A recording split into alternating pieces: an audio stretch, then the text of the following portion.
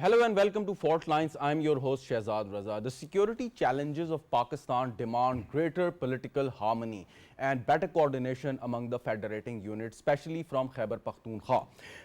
We know that almost 3 or 4 years ago, there was a government by Pakistan Tehreek-e-Insaf which had a policy of rehabilitating the militants from Tehreek-e-Taliban Pakistan back into Pakistan. And that policy that backfired, and that resulted in the surge in the terrorist activity across Pakistan. And recently there are multiple factors that why Pakistani security forces and Pakistani civilians, they are facing a large number of terrorist attacks in the country. And there was a report by Global Terrorism Index in which it ranked Pakistan second most hit country by terrorism in 2025 with more than 1100 terrorist attacks. I mean, that's a lot.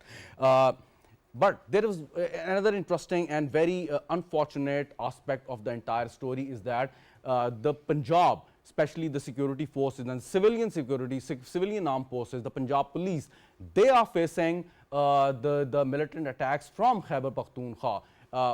During the last 24 hours, the Punjab police foiled 2 terrorist attacks on their checkpost, and that was a third big attack by terrorists or those members of Fitna al-Khawarij that were using Afghanistan soils, using the routes of Khyber Pakhtunkhwa and attacking Punjab police and the civilian security forces.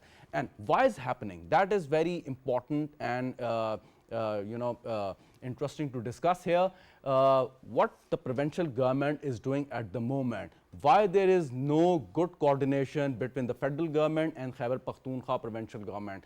Of course, there are 2 rival political parties, one at the center, one at Khyber Pakhtunkhwa, but this important the aspect of the entire story that demands a greater political harmony and unity. Despite the political differences, the terrorism is one thing that all political parties, keeping aside their political differences, should be speaking at one voice and acting as a one force. This is the key element we are going to discuss in this program, and what exactly is happening in Afghanistan and what are the intentions of a new US administration. Could that be a key factor joining once again making once again Pakistan, bringing once again Pakistan and the United States of America together? It could be a great possibility which we are going to discuss in this program as well. And in the studio, I'm joining by Humayun Khan. He's a senior analyst, needs no introduction. Thank you so much, Humayun Khan, for joining us. And very soon, we are going to be joined by Farhan Bokhari and Sayyid Muhammad Ali. But Humayun Khan, starting from you, you must have read and heard the stories of terrorists attacking Punjab police from Khyber Pakhtunkhwa. I mean, I fail to understand why it is happening. The members of Fitna al-Khawarij coming all the way from Afghanistan, crossing all those terrains, difficult territories and the roads, and attacking Punjab police or their targets in Punjab. I mean, why it's happening? I mean, what are their motives exactly, and why are those so audacious, and what are the preparations in place by the Khyber Pakhtunkhwa government to stop such terrorist acts? Thank you, Shahzad. I think it's like $1 million question. This new surge of wave of terrorism which is coming to Pakistan for last many months now, and now again with the heightened sense of approach towards us. There are many questions. The first and foremost is there's a governance issue in Khyber Pakhtunkhwa between the law enforcement agencies and particularly civil law enforcement agencies. And B, there are bigger questions. There's a geopolitical game happening around our borders. There is ISKP, there is Al-Qaeda of South Asia, there's TTP, which is like again very effective, very resurgent, and then attacking us. But that's the geopolitical side on the outside. Internally speaking, I guess, unfortunately, I think this is how you fight any sort of insurgency if the local governments and the local population are intact with each other. Unfortunately, now what we are facing and now what we are seeing, and this is one of the most sad and tragic part of the politics which is being played in our country, is that different provinces are playing politics with each other. And particularly if you talk about Khyber Pakhtunkhwa government, which is in terms of the larger political game is part of the opposition in the federal government as well. So there's lack of coordination, lack of will, lack of a lot of lacks thereof, I would say. But do you find it acceptable, as stated by Punjab police, that terrorists coming from Khyber Pakhtunkhwa using their roads and routes, I mean, if they were coming from Afghanistan, they must have traveled a couple of 100 kilometers, and they came to DG Khan area, one of the checkposts, 25 armed men, heavily armed. And that was a second attack in last 24 hours, and the third in a week. Shahzad, if we get into the nitty-gritties of that, maybe there would come a lot of issues which probably would not be able to discuss on the state TV. But having said that, I think the issue is there is issues of governance on border, and since we are after the 18th Amendment, there's a lot of issues which needs to be dealt with the provincial governments. So having said that, I think let's not get there. Why not? No, the reason why not is the country is facing a dilemma. Of course. For one end, we need international investment coming to us. We are negotiating with IMF with our bailout package, with the reviews that they're coming. We're talking with our partners in China with the CPAC phase 2, and then there's a lot of international developments happening in the two huge session happening in China, which just happened, and then they came up with a lot of new facts and figures. And that is something which we need to rely on with all the 4 provinces and the federating units and administrative units. So I think if I am somebody who is advising regional governments, I would say let's take the politics backseat for the moment, focus on 2 main things. A, the security of this country, and B, law and order situation around Afghanistan, Pakistan border, Balochistan, and then obviously, as you already mentioned, Karachi and a lot of other. But let me press you one more time on this very question. As claimed by Punjab police, 25 armed men, heavily armed. I mean, 25 armed men, they must be traveling in 4 or 5 vehicles like a convoy, and they were equipped with latest armed ammunition. So, and if we are saying that they had the safe havens in Afghanistan, so they must have traveled a couple of 100 kilometers before reaching DG Khan area and attacking a check post of Punjab police. So, those a couple of 100 kilometers, they were never checked. They were never intercepted by the provincial security forces, where they were going, why they were here at the first place. Again, Shahzad, this is again a $1 million question. There are so many issues. I would focus on the policy level issues, in which I would say that, the governance level issues were not addressed amicably for last couple of years. It's not only Punjab government. There was an attack a week and a half ago in Karachi as well, where Al Qaeda and ISIS KP has taken responsibility. So imagine somebody coming from Afghanistan and crossing 1,500 kilometers and reaching Karachi. So let's not go there, because there are so many technical issues. It's like a huge country, 4th or 5th largest in terms of our population. There are many issues, but I would still go back on terms of the governance issues. A provincial government has, and again, in terms of peacekeeping and law enforcement, there's always a saying that, police is the first line of defense. Unfortunately, what we have seen in last few years, and I'm not criticizing one government or another, and I'm sure KP government would have their own ideas and excuses as well, but there has been a lack of focus in terms of law enforcement. There has been a lack of focus on legal and technical reforms in terms of policing and law enforcement, and which has resulted in this question which you have just been asking me, but and I'm trying to avoid that question for obvious reasons. On a policy level question, in the past, as I just mentioned in my opening statement, 4 or 5 years ago, there was a policy of rehabilitating those operatives of TTP which were ready to lay their arms according to then administration and abide by the Pakistani constitution and law. And they were rehabilitated, and it was much criticized then by the liberal forces and the opposition forces that it is going to be backfired, and it did backfire. Yeah. So you think that the policy of rehabilitating those militants back into Pakistan, it backfired, and now is there any realization on part of the KP government still ruled or ruled by the same political party? I think, Shahzad, there's a dearth of information available in terms of us deciding that within 2 decades, there are many success stories. We have Saudi Arabia's success story.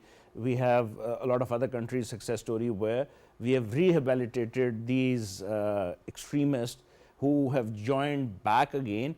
In case of Pakistan, it's a little complex in a way that, the military clears up the area. We have one of the most successful counter-terrorism operation in our history, Sawat operation, where our military cleared that area. It was a menace of terrorism, but then unfortunately the civilian government was not able to capitalize on that. There was no job creation, there was no governance related enhancement or issues. Corruption was rampant, and it's more or less in certain other parts as well, but I'm not getting there. The idea is, if you need to fight the menace of terrorism, and Pakistan is the forefront of this terrorism for a very, very, very long time, and by the way, we are the most non-NATO ally, we are the most affected country in terms of the life losses, the economic losses. So I think it's a very test case. But just on the lighter side, we still enjoy that status of non-NATO ally. That was never revoked. Unfortunately, yes, in terms of the status we did, but in terms of the benefit for last that few is years, another yeah. that is another debate altogether. Farhan Bokhari is with us. So thank you very much, Farhan Bokhari Saab, for sparing your time. We are discussing the recent surge of acts of terror in Pakistan, and Pakistan, according to Global Terrorist Index, developed and issued by the Institute of Economics and Securities, 2025, Pakistan is the second country most hit by the terrorist incident, more than 1100 incidents. Question is, why it is happening? I mean, now we are doing everything in our capacity, in our power, to give a very secure atmosphere to our people. But do you think that these are only the external factors, especially Afghanistan, or whichever using Afghanistan and Taliban as its proxy to weaken or destabilize Pakistan? Thank you very much. The external factors are obviously important. They cannot be disregarded, but there are internal factors as well. I think Pakistan internally needs to demonstrate a much greater sense of a unified approach, especially among different political groups. We've seen, I think it was just last week or the week before that, the chief minister of Khyber Pakhtunkhwa meeting up with the Afghan consul general or one of the Afghan consulate officials in Peshawar, and the pictures coming out on TV. And really, the baffling part was that a provincial government has no business conducting foreign policy. And here you have the chief minister of the province, where we've seen many of these attacks bordering Afghanistan, talking to an Afghan diplomat, a senior Afghan diplomat. So I think these are the kinds of contradictions which really need to be reversed, removed immediately, and there has to be a very kind of singular and unified push towards tackling this problem. Countries around the world which have fought terrorism have fought this menace for long, have sacrificed much, and drawing lessons from them, from the experiences of other countries, we should know that this menace which plagues us today is not something which is going to remain short term, which is all the more reason why we must gear up for a longer term Of course, we must gear up. pushback. One question, Farhan Saab. You must have given a great deal of thoughts why KP government is so much eager to deal with such a sensitive issue with Taliban regime in Afghanistan? Why KP government is trying to take a driving seat here? Look, there's no one view on that matter. If you talk to the government in Islamabad, which obviously is opposed to the KP government, they will come up with their own view. But I think the simple fundamental reality is this, that there are certain issues of national importance, and terrorism, fighting terrorism, obviously ought to be very high up in that list, if not the highest on that list. The certain matters on which everyone should line up together on the same side for a national cause. That is what seems to be somewhat missing at times. At times, we have the provincial chief minister, as I said, of Khyber Pakhtunkhwa, um, uh, joining others in important high-profile meetings in Islamabad on Fine, matters of but here I asked Humayun Khan the very first question, and I ask you again the same question. At one hand, you are so eager to talk to Taliban regime in Afghanistan, but on the other hand, you are unable to stop the terrorists coming all the way from Afghanistan, using your roads, your terrains and your soil, and the KP government failed to intercept the terrorists which came all the way from Afghanistan and attacked a few checkposts in Punjab, and repelled by the Punjab police, of course, and it happened thrice in 1 week. 25 armed men, they attacked one of the checkposts in DG Khan as claimed by Punjab police. So the question is, once or if you don't have capacity to check or control the militancy in your area, how can you claim or take the credit of taking the lead in negotiation with Afghan Taliban? I think Let me ask Farhan Sahab and then get back to you. Farhan Sahab, quickly.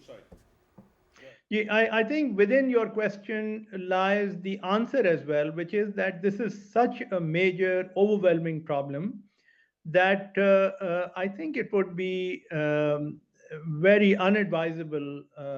What else can I say? For any one party, a provincial government, to go it alone. This is something which requires an unprecedented and a very tight sense of national unity, where everyone falls in the same on the same side and tries to deal with this jointly. Otherwise, we are going to see different a fragmentation of a unified, needed unified policy, and that won't be in Pakistan's interest. All right, Humayun Sahab, go ahead. I think Farhan Bokhari Sahab basically answered your question in a way in his concluding remarks. The reason for the failure of the policies that we are unable to do, starting with the provincial government, is it's a very complex issue, and you cannot solve it with one provincial government or two provincial government. It has to be a very closely coordinated and a very effectively rigorous policies which needs to be done. So in case of KP, I think from the political side, and I'm just playing devil's advocate now, they just wanted to show their lack of governance in their province in terms of taking an issue which was not A, in their capacity, B, not their domain. So what they did was they started saying that, we need to discuss this issue with the Afghanistan government, which are obviously constitutionally speaking. So they are trying to conceal their failures in the garb of, taking lead on irrelevant matter which has nothing to do with the provincial government. Unfortunately, I don't want to say and quote that, because you can, because I can give you a lead here. The provincial party or the provincial leadership of Pakistan Tehreek-e-Insaf, they issued a charge sheet against KP chief minister and the provincial government. And they basically, the PTI itself is criticizing the chief minister and the KP administration of failing to serve people better in terms of social, all these responsibilities that they're supposed to do. I agree with you, but I said that, since this issue is such a technical and such a nationalistic issue. Do they have the capacity? I think they do not, and not one province have the capacity. It has to be a very cohesive, coordinated approach which is needed. So there has to be somebody as a point man which we needs to point. the issue right now is our KP chief minister is a very lovely, eccentric personality in which he gives a statement by saying, I will talk to Afghanistan government, I will talk to this. Right now, Afghanistan government is not talking to your military. Right now, they're not talking to, we have How like would, 57. how would they talk to a provincial government if they're not talking to your security establishment? No, that's a very unfortunate issue. That's the issue. That's the whole reason which Bokhari Sahab was also mentioning, that, you know, there has to be a very coordinated approach in terms of tackling this issue. So one particular. So with all due respect to Barrister Saab, the spokesperson of KP government, when he says, and he in fact demanded the federal government to accept or finalize the terms of reference so that the KP government initiate a dialogue process with Taliban regime. So how can he, you know, make such a demand with the federal government? You know, it makes sense from the political angle in a sense, because these are the first line of defense, because they are closer to the border from where the. What difference does it make? No, it doesn't make any difference, but that's the political statement they're trying to give to your people. My point is, in which Farhan Sahab was also mentioning, there has to be a coordinated effort not only between the 4 provinces and the administrative units, but also all the law enforcement agencies. Post 18th Amendment, a lot of things have been gone to provinces, but that does not mean a coordinated approach is not needed. All right. This menace needs to be tackled head on with all the provinces, administrative units, and law enforcement. But who should take the lead? Federal government. Federal government, yeah, that was my point. Farhan Saab, the thing, recent uptick in the acts of terror, and as I just mentioned, that Pakistan, the second most dangerous country as far as the acts of terror were concerned in 2025. What do you think? The external factors at one side, but would you also accept the fact or endorse my questioning that primarily because the provincial government, let's say KP or Balochistan, they were really not up to the mark, or they were unable to check all those militants, their movements, and they were, you know, using a vast territory, but of course using the routes in Balochistan and Khyber Pakhtunkhwa to target their favorite targets, to attack their favorite targets anywhere in Pakistan. I think across the board, whether it's the federal government or the provinces, there are gaps as far as the security frameworks are concerned. And those gaps need to be addressed. The question is how quickly, how urgently can Pakistan embark on a new road to reform, which targets the country's politics, the security environment, even large elements of the economy. And the exercise ought to be of such a colossal nature that it would be impossible to carry it out unless most, if not all, of the major political players back it up. So far, I don't see evidence of that. Let me also add one other view, with your permission, please, which is that I just find this precedent very, very dangerous for the future of Pakistan. If you have one political party in power, in this case, we are talking about Khyber Pakhtunkhwa, showing its intent to carry out its own foreign policy. Because once that precedent is established, is accepted, then what is there to stop the government of Punjab to have its own foreign policy discussions with India, because they are right next door to them? What is there to stop the government of Sindh from doing something similar? What is there to stop the government of Balochistan from engaging with Iran on its own? And what is there to stop Gilgit-Baltistan to have some kind of a new policy pursuit with China, because they border China? This is all heading in a horribly wrong direction. This must not be allowed. This must not Correct be me if I'm wrong, Farhan Saab. Correct me if I'm wrong. Even the first world countries like the United States of America, no state has such a luxury of, you know, discussing or, you know, taking it in its own hand, the issue of foreign policy. That is primarily the domain of the central government or the federal government, even in the countries like United States of America.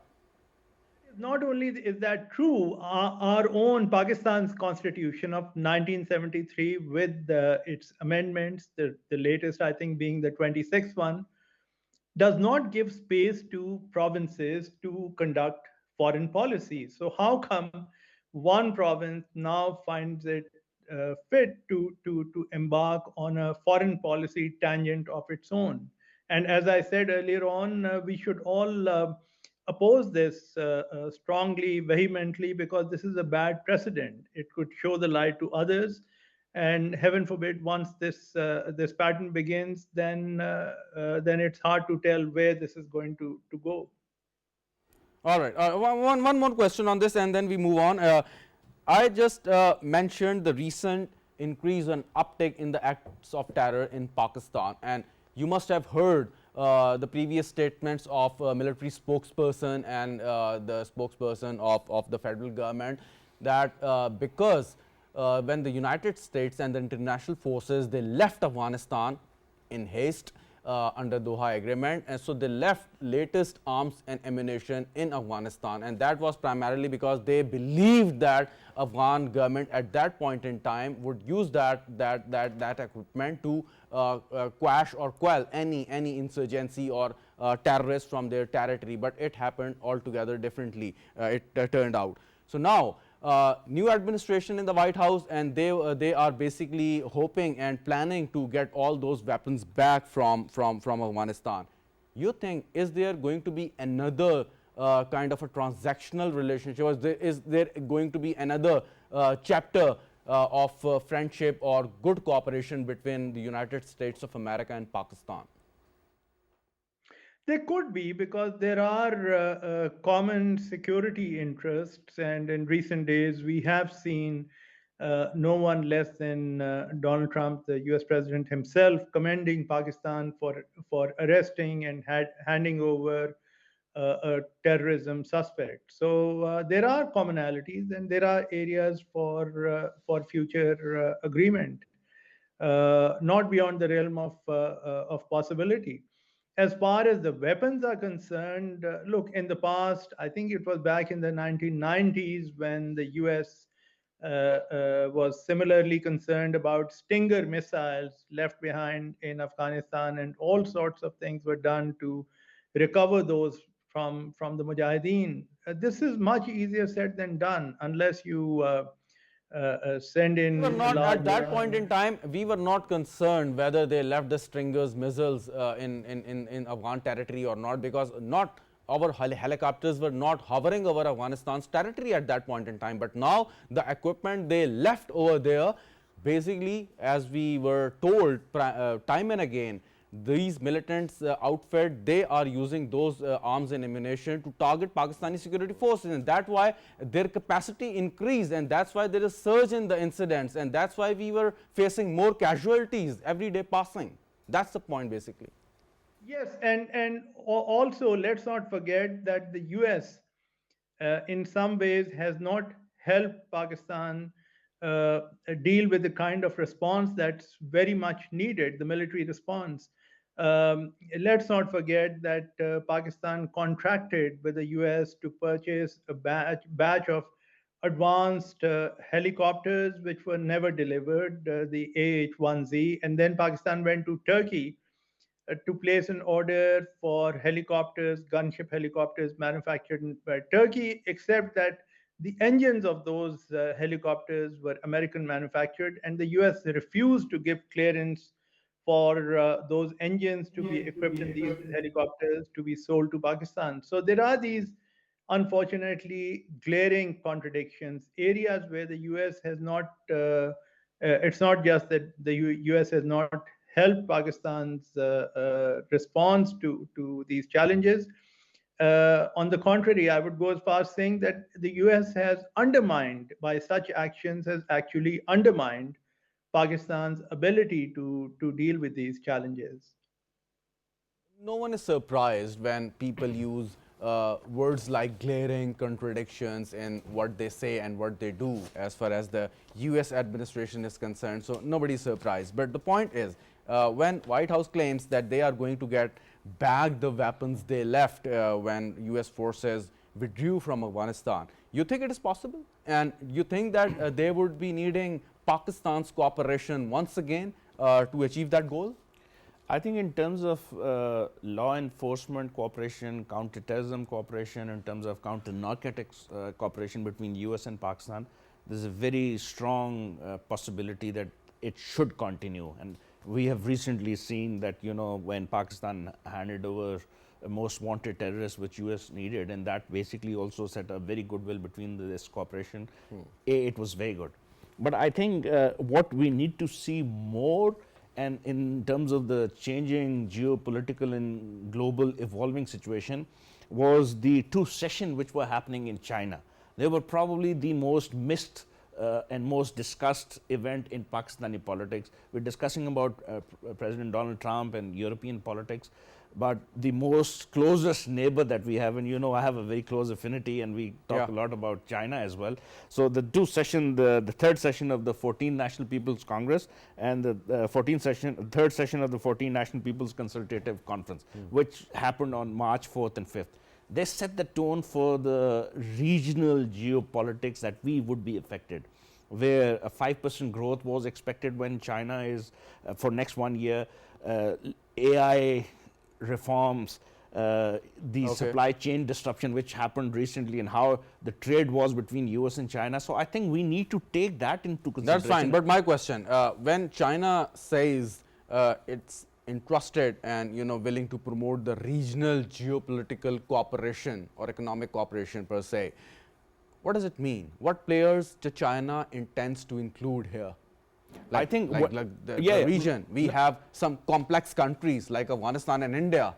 So we are sandwiched between those two complex countries. No. But again, the model that China is proposing to this part of the world and the rest of the world in terms of the economic development model is, it's like win-win situation, where we want Iran to be part of the Belt and Road Initiative, focusing no matter what sanctions facing.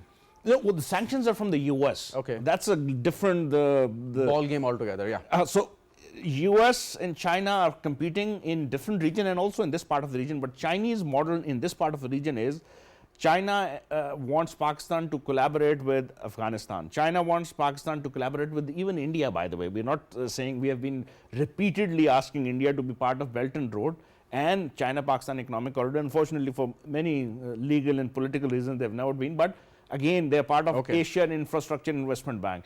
We want Central Asian countries, and now for last few years, we have been focusing on South Asia, Central Asia connectivity. So now this model that the Chinese are proposing is economic win-win, collaborative, cooperative situation within the region. And if Pakistan is able to control the law and order situation, I think we will be in a very, very beneficial situation in the next few years. That the dividend of this BRI and dividend of China-Pakistan Economic Corridor will make this region more economically and investor friendly region. If that is happening in next few years, I think this region could become the next ASEAN, this region could become the next EU. And I'm not saying I really appreciate your optimism, but I'll get back to you on this. But Farhan Bokhari Sahab, the thing is now Taliban in Afghanistan, and as we are told that it's primarily and majority a lawless region where so many and dozens of non-state actors and the militant groups are operating from. I'm not saying it, the United Nations Security Council reports are saying this, and there are very solid evidence that other countries, the neighboring countries especially Pakistan, are facing the brunt. But again, they have their own agenda. Or in the past, we have seen that such non-state actors, they acted as the proxies of certain powers in the world or other countries. Primarily, they were used against Pakistan. So what do you think that now, whichever forces are operating from Afghanistan, which hands they are playing in at the moment? Look, it's very hard to relate to any one hand.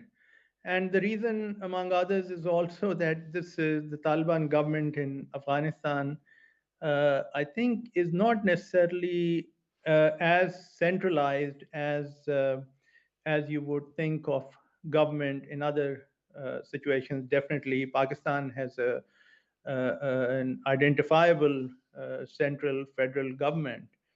Afghanistan is a very different case. There are, of course, co-believers in a certain ideology, Taliban ideology, But then tribalism and regionalism are also other factors which come into sort of play.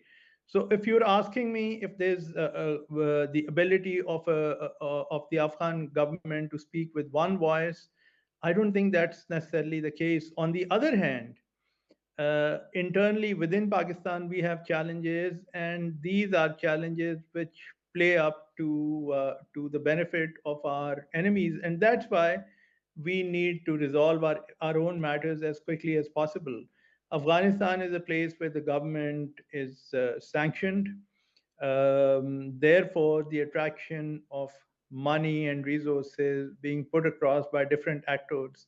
France, Uh, I'm sorry to interrupt, but we are almost at the end of the program. But one last question, same question to you, and then Humayun Saab. I mean, we live in a very tough and difficult neighborhood, and we really cannot change our neighbors vis-a-vis Afghanistan and India. What do you think that what policy should we adopt and implement to secure our people, security-wise and economically as well? Look, there are two parts to this question, and I'll try to give you a quick response. On security, the threat has to be tackled. It's not going to be easy. It might not. It might be time consuming, but we have to deal with that. As far as the economic opportunities are concerned, in tandem with our security push, we have to keep on reminding our Afghan interlocutors that if they can work towards a normal relationship with Pakistan, a more normal relationship, then there'll be benefits because Afghanistan is a landlocked country. They have vast elements of their own trade going through Pakistan. So they're not going to gain by becoming If they have increasingly. such a common, we just hope that if they have such a common sense. Humayun Saab, your take on this? I think I agree with Farhan Saab was saying. Security is a common denominator, and if countries around the region, and we have seen from our last 1 century, if we don't focus on security, the entire region could be engulfed with this non-state actors and terrorism and insecurity. So I think that's one thing which all of us needs to take into consideration, and Afghanistan government is not taking into consideration, and they have not been part of the governance model of international world for a very time, so probably they will take some more time to realize. But having said that, if that's being understood, that's being believed, that if that's good for them, that's good for everybody else in the region. Second is economic policies. That has to be implemented individually, internally. We have a lot of stronger points. We have 250 million of population. We have 63% of youth bulge. We have huge geostrategic. So no matter if you are having a political or territorial disputes, you can have a good economic relationship. This is what you are saying. We have, and we have seen that in many other regions in the world, where we have Japan and China as an example, China and India as an example, France and Germany has been an example. So I think if the common denominators are understood and future vision is visualized, right, I think then dividend can be easily achieved. Dividend can be easily achieved. Thank you so much, Humayun Saab, for joining the show, and thank you so much, Farhan Bokhari Saab, for your valuable time, and thank you very much, viewers, for watching the program. Khuda Hafiz and good night.